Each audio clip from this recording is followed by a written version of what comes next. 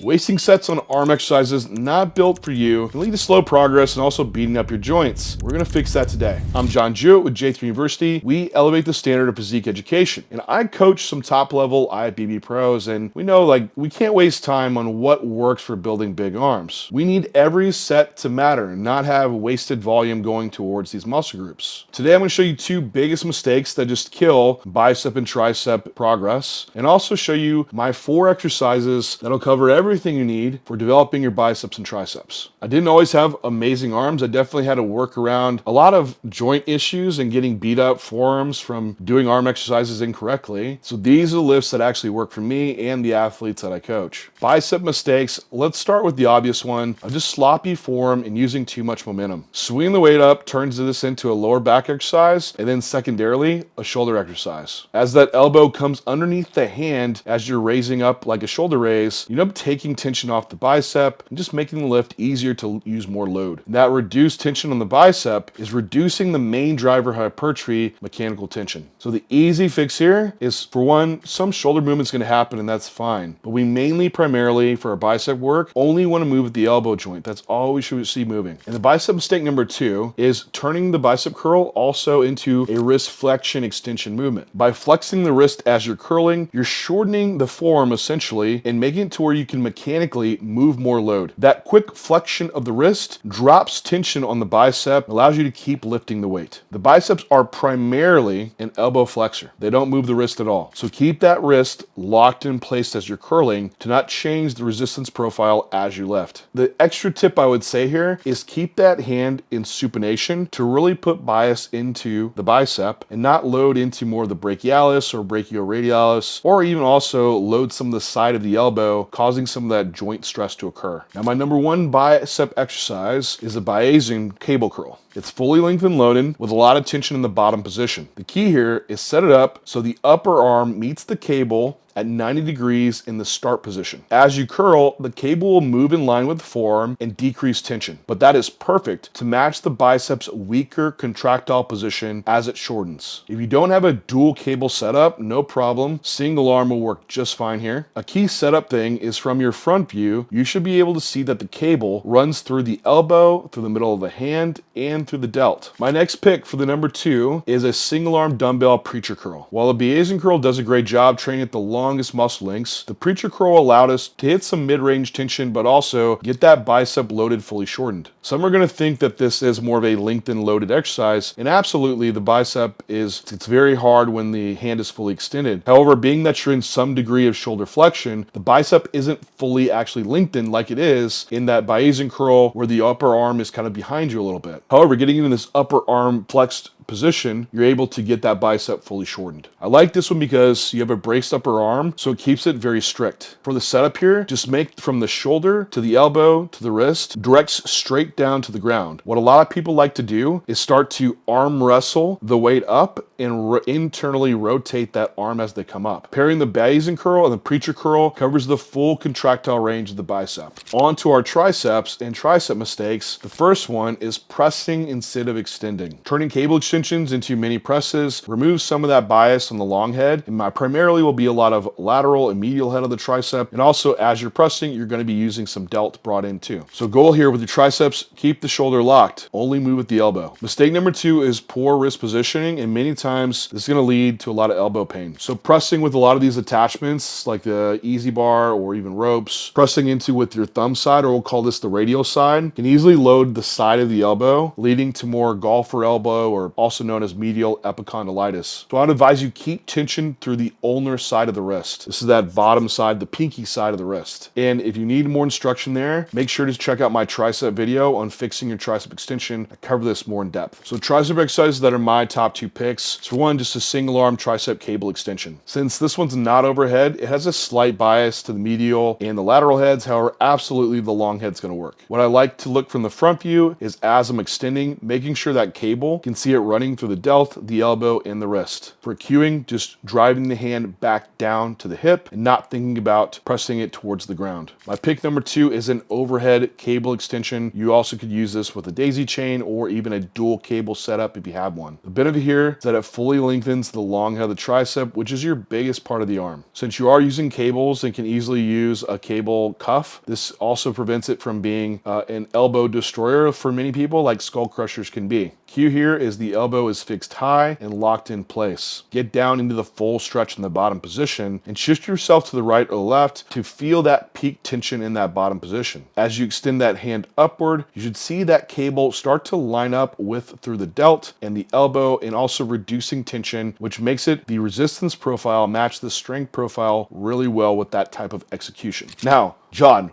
why no close grip bench press? Why no dips? Well, likely you're already having a lot of pressing throughout your programming already. And with all that pressing movement, anything that's going through shoulder flexion at the same time as elbow extensions is occurring opposes the action of the long head of the tricep. So you end up getting some long head tricep neglection if you don't have a fixed upper arm position doing elbow extension. That's why we have an elbow extension with an arm at the side and also overhead. This will fully cover the development of the tricep. Bonus lift, a number 5 lift, hammer curls. We need to train the brachialis. My choice here is a cross-body dumbbell hammer curl. The brachialis is the muscle that really sits between the bicep and tricep. It's what's going to give width to the arm, but also bring more detail in the arm once you're lean enough. Keep those arms slightly in front of the body as you're doing them. Keep a neutral grip and just make sure you're just not swinging the weights. These 4 lifts, or should I say 5 lifts, surprise, cover everything you need for arm growth. You get the full range of motion, you train all heads of the biceps, the triceps, brachialis, through the full range of motion, and loading at all spectrums of those ranges as well. This is exactly how I program these lifts in for my top level guys, or if guys even just want to fill in their sleeves a little bit more and get those big pythons. If you want a full system on how to scale volume, week to week, progress your lifts, it's exactly what we teach inside J3 University. Subscribe for more physique fix breakdowns and comment down below, what's your weak body part? What should I go to next to help address in the video? See everyone next time. Thank you for tuning in.